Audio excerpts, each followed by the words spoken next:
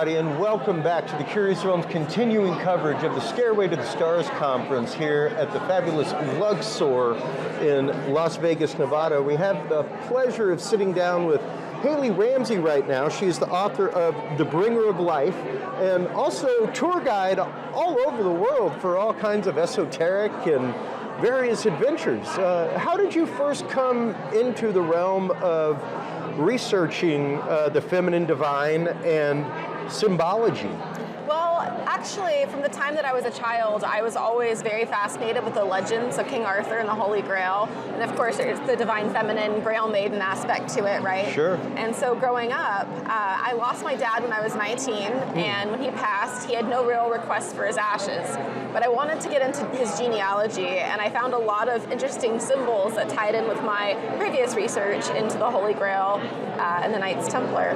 And so once I started recognizing these symbols that I had seen in my other research, I thought, okay, there's something going on here. So I decided to go to Scotland to spread some of his ashes at the family estate, the castle that our ancestors came over from. And so I went and spread the ashes there, fell in love with some of the sites, and decided I wanted to do more research. And so I went and spent several months, and now I spend 6 months a year there doing research into these mysteries and esoteric stuff. And that's just really how I got into it, essentially with my family and my dad. But before, I had always been really into Arthurian lore, Grail lore, and so it all fits and weaves together.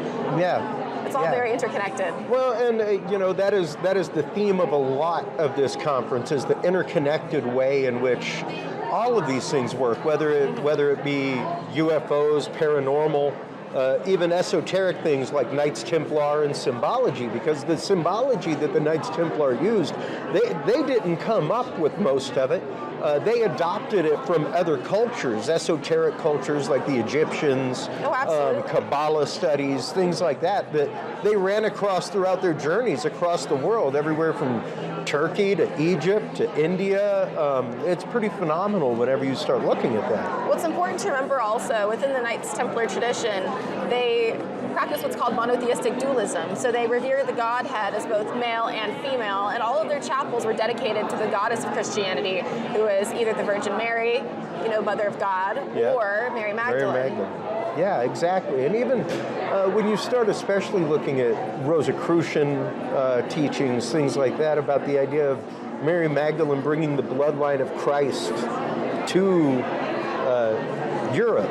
It's pretty interesting when you start getting into that stuff. Oh yes, and of course there's what we call in Scotland the Grail families, and some certain families, including the Ramseys, my clan, the Sinclairs of Roslin, of course, the Setons and the Lindsays and a few other different clans used to have monthly clan meetings at Roslin Castle, and these are believed to all have been the descendants of the Grail families. Wow. So it's a Grail family meeting every month that supposedly took place at Roslin Castle. Wow. Now, Roslin is especially Roslin Chapel in France is one of my... In Scotland. Is it Scotland? I'm sorry.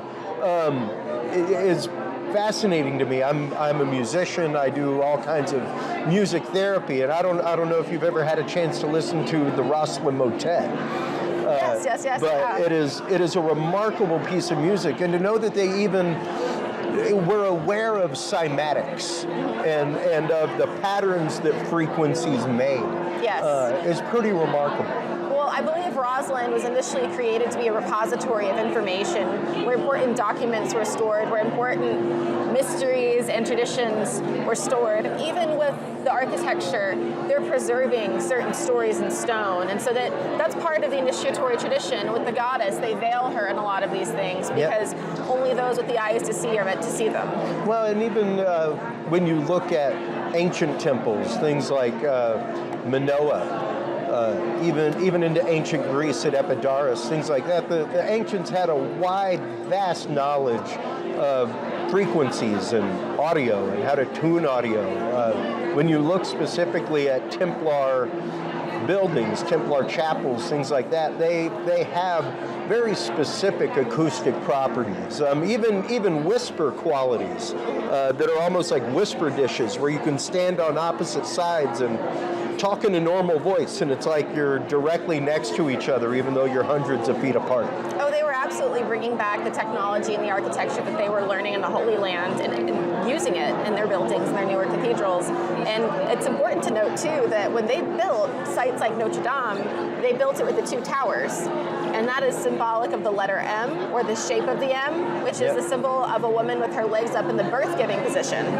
So when they built Notre Dame and other different cathedrals that were built in the same style, this was actually an ode to the goddess. And if you look at the front of it, you see sacred geometry worked into that to represent the female genitalia. So when you'd be walking into the church, you'd be walking into the womb of God to be born again when you leave. Absolutely. And everything was woven with symbology with them, and even their deep dive into alchemical studies. Yes. The fact that they even now have just found in the last few years how they made the color red in their stained glass by using nanoflakes of copper, like copper nano. How did they know about nanoparticles to begin with and how to make them, much less embed them in glass to make very specific colors, like the color red? Yeah. So. Well, speaking of red, the crosses on the tunic that they would wear, the red crosses, were actually another ancient symbol that they adopted from a far earlier civilization. You actually see the Anunnaki, some depictions of Anunnaki, you see them having a red equilateral cross on their regalia, which is really fascinating because that goes to show that that symbol is something so much more ancient than just the cross the Templars wore. Yeah, or being tied to a singular monotheistic religion. Yes. And of course, that is some of that esoteric teaching because it wasn't practiced by all Templars. Not all Templars were initiated into the esoteric rites. Not all of them were high enough up to be part of the secret rites in that way. But that is part of why the King of France kind of turned them in, aside from, not helping oppress a group of people and taking their money to pay off the king's debt. But that is definitely what led to the church's involvement with their persecution, was this esoteric knowledge, and even the fact of the Mary Magdalene and the lost bloodlines, things like that. Right. Well, they were getting too close to the truth. They were recovering all of these ancient texts and pieces of history that the church really would not want anybody else, especially their followers, to have access to. I mean, documents that talk about the goddess wisdom, that talk about Sophia being the consort of God, all these Gnostic stories, and even much more ancient information going back thousands of years. They were the keepers of that knowledge, and that was a threat to the church. Yeah, absolutely. So fast forwarding to now, and your work, especially with the tours that you do to esoteric sites, things like that, how do you break this down to average people?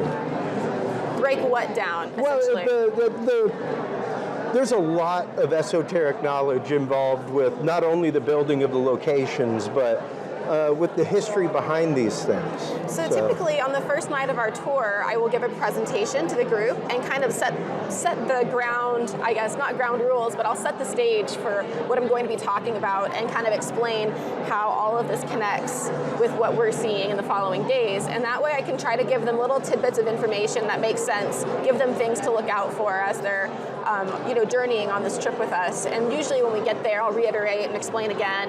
And on the bus, I'll give some background information as we're driving there, and really try to just feed enough information that it's still exciting, but not too much. Yeah. Absolutely. Now, before we let you go, let everybody know where they can go to purchase your book, and also where they can go to register for your tours. Yeah, so the book is best bought by me if you contact me via social media or email. My website is currently under construction, but will be up soon. All right. And I will sign it for you if you order it from me there. Fantastic. And then as far as the tours go, so same thing. Email is the best way to contact me, and I can get itineraries and all the information out to them. And that's the best way. Well, thank you so much for your time during this very busy Stairway to the Stars conference. Yes, absolutely. I greatly appreciate it. Yep. Thank you so much for all all your hard work. I cannot wait to tear into this and see all of the amazing information in here. Perfect. Thank you so much. While you are online checking out everything from Hayley Ramsey, everybody, make sure to stop on by Curious Realm. CuriousRealm.com is the website. That is where you can like, subscribe, share. That's where you can find the books from all of our guests, as well as their YouTube channels to subscribe to them. Stay tuned through these messages. We'll be right back with our continuing coverage of the Stairway to the Stars conference right here in Las Vegas, Nevada.